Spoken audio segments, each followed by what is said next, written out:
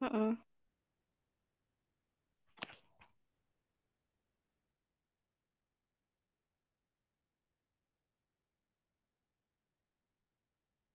Assalamualaikum warahmatullahi wabarakatuh. Selamat Bar- pagi kepada yang terhormat Bapak Agus Warseno yang telah hadir pada presentasi pagi hari ini dan teman-teman sekalian yang saya banggakan. Perkenalkan, nama saya Intan Suryakusuma selaku moderator pada presentasi kali ini. Di sini kelompok kami akan membahas materi tentang perkembangan biologis dan psikologis pada kelompok sekolah. Selanjutnya, di sini ada anggota kelompok dan penyampaian materi akan disampaikan oleh rekan saya, Celia dan Dela. Kepada yang bertugas, dipersilahkan. Baik, untuk yang pertama adalah tahap perkembangan. Masa usia prasekolah merupakan masa emas di mana perkembangan seorang anak akan banyak mengalami perubahan yang sangat berarti. Agar pertumbuhan anak usia prasekolah dapat optimal, maka diberikan stimulasi untuk memberikan rangsangan terhadap seluruh aspek perkembangan anak. Fase perkembangan psikososial pada anak usia prasekolah adalah inisiatif dan rasa bersalah. Perkembangan anak usia prasekolah dapat mengalami penyimpangan jika tidak diberikan stimulasi. Salah satunya stimulasi yang diberikan yaitu motorik halus. Perkembangan psikososial anak usia prasekolah yaitu anak sudah bisa membantu pekerjaan yang sederhana. Anak bisa bermain dengan alat dapur dan alat rumah tangga lainnya. Bermain dengan teman sebaya dengan permainan sesuai jenis kelamin, makan bersama keluarga, dan bermain peran.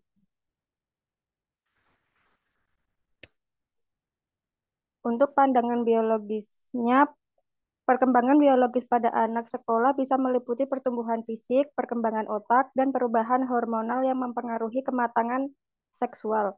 Ini juga dapat mencakup perkembangan motorik seperti keterampilan motorik kasar dan halus, serta perubahan dalam kebutuhan nutrisi dan tidur.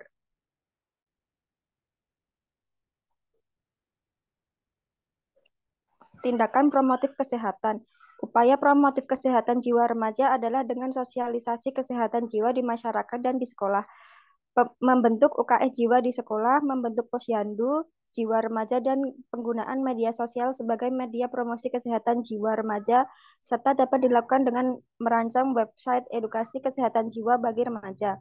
Kegiatan ini dilaksanakan dengan tujuan meningkatkan pengetahuan mengenai kesehatan mental dengan bagi remaja dengan meningkatkan literasi mengenai kesehatan mental melalui pendidikan kesehatan jiwa.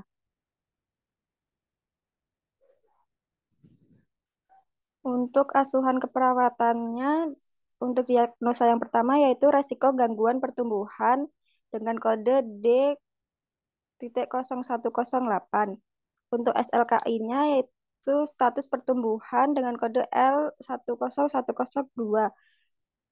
Setelah dilakukan tindakan keperawatan selama 3 kali 24 jam, diharapkan status pertumbuhan meningkat dengan kriteria hasil berat badan sesuai usia meningkat dengan kriteria hasil tingkat tinggi badan sesuai usia meningkat, lingkar kepala meningkat. Untuk psikinya, screening kesehatan dengan kode 114581. Untuk observasinya, identifikasi target populasi screening kesehatan. Untuk terapeutiknya, lakukan informed consult screening kesehatan. Sediakan layanan screening, misalnya waktu dan tempat. Jadwalkan waktu screening kesehatan. Gunakan instrumen screening yang valid dan akurat.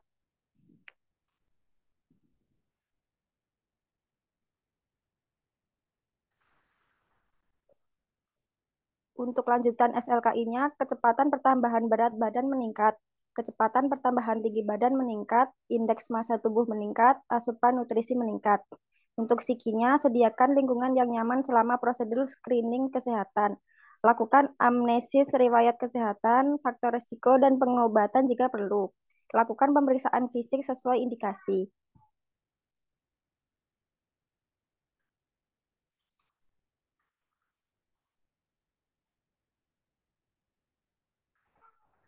Untuk lanjutan psikinya, edukasi, jelaskan tujuan dan prosedur screening kesehatan, informasikan hasil screening kesehatan. Untuk kolaborasinya, rujuk untuk pemeriksaan diagnostik lanjut, misalnya pap smear, monografi, prostat, EKG jika perlu.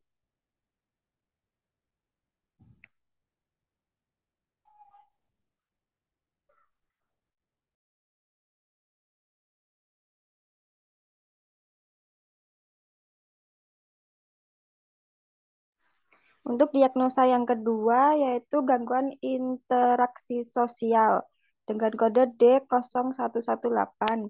Untuk SLKI-nya interaksi sosial dengan kode L13115. Setelah dilakukan tindakan keperawatan selama 3 kali 24 jam, diharapkan interaksi sosial meningkat dengan kriteria hasil, perasaan nyaman dengan situasi sosial meningkat, perasaan mudah menerima atau mengomunikasikan perasaan meningkat. Untuk psikenya, modifikasi perilaku keterampilan.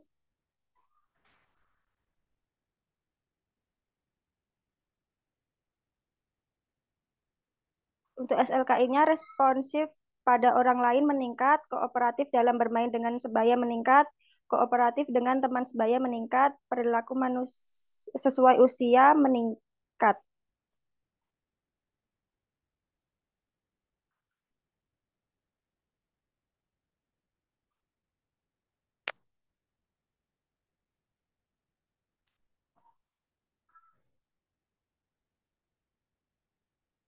Untuk psikinya yang terapeutik, motivasi untuk berlatih keterampilan sosial, beri umpan balik positif, misalnya pujian atau penghargaan terhadap kemampuan sosialisasi, libatkan keluarga selama latihan keterampilan sosial jika perlu.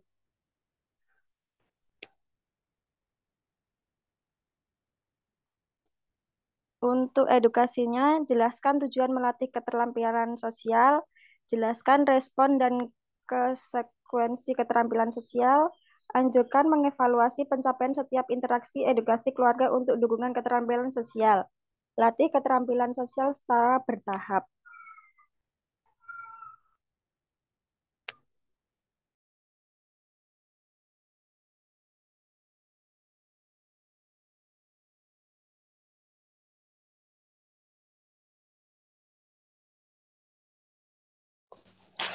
Baik, untuk yang selanjutnya, gangguan neurodevelopmental. Neurodevelopmental disorder adalah gangguan perkembangan otak dan fungsi neurologis pada anak. Lalu, attention deficit hyperactivity disorder atau ADHD merupakan gangguan neurodevelopmental yang paling umum dan banyak terdiagnosis di antara anak-anak pada masa usia sekolah. Gangguan ADHD ditandai dengan kesusahan untuk memusatkan pikiran dan perhatian yang disertai dengan anak yang tidak mau diam atau banyak bergerak. Hal ini muncul sebelum anak usia 12 tahun, minimal dalam dua tempat yang berbeda, misalnya di rumah dan di sekolah.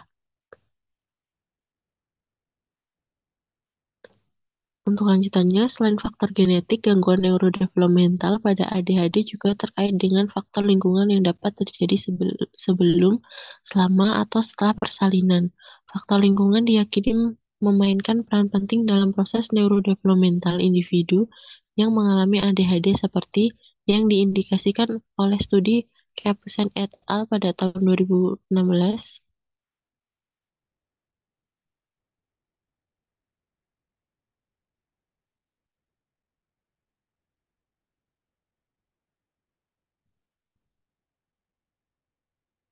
Untuk yang selanjutnya, gangguan kecemasan. Keterlibatan orang tua dalam intervensi anak dengan gangguan kecemasan pada usia baru memasuki lingkungan sekolah, yaitu usia 6 atau 7 tahun. Gangguan kecemasan adalah salah satu masalah psikis yang umum pada anak-anak. Pemberian intervensi sangat penting diberikan pada anak di tahap awal gejala kecemasan itu muncul. Intervensi yang diberikan sejak awal dengan hasil yang efektif dapat meminimalkan morbiditas di masa dewasa.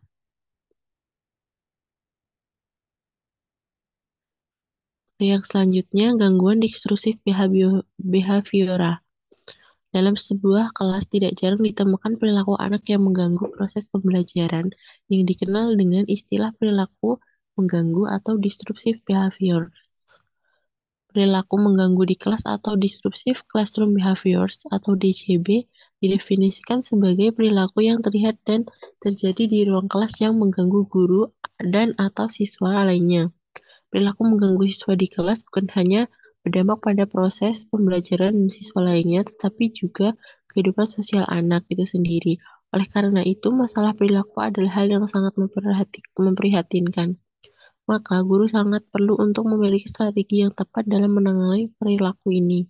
Contoh, anak menunjukkan masalah mengenai perilaku mengganggu di kelas atau disruptive behaviors yang ditampakkan di sekolah seperti berteriak, berkelahi, melempar benda di sekolah, memainkan alat tulis, tidak mematuhi perintah guru. Ketika dijelaskan, anak berbicara dengan temannya dan lalai dalam mengerjakan tugas-tugas sekolah.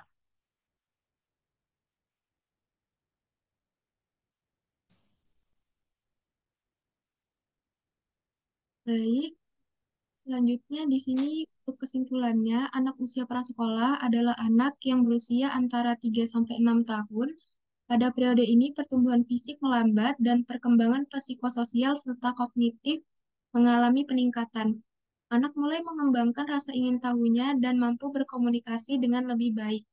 Permainan merupakan cara yang digunakan anak untuk belajar dan mengembangkan hubungannya dengan orang lain. Lalu ini adalah referensi dari kami. Pada teman-teman yang ingin bertanya, kami persilahkan, tapi mohon maaf sebelumnya, kami hanya membatasi 2 pertanyaan. Cukup sekian, kurang dan lebihnya saya mohon maaf. Saya akhiri. Wassalamualaikum warahmatullahi wabarakatuh. Waalaikumsalam warahmatullahi wabarakatuh.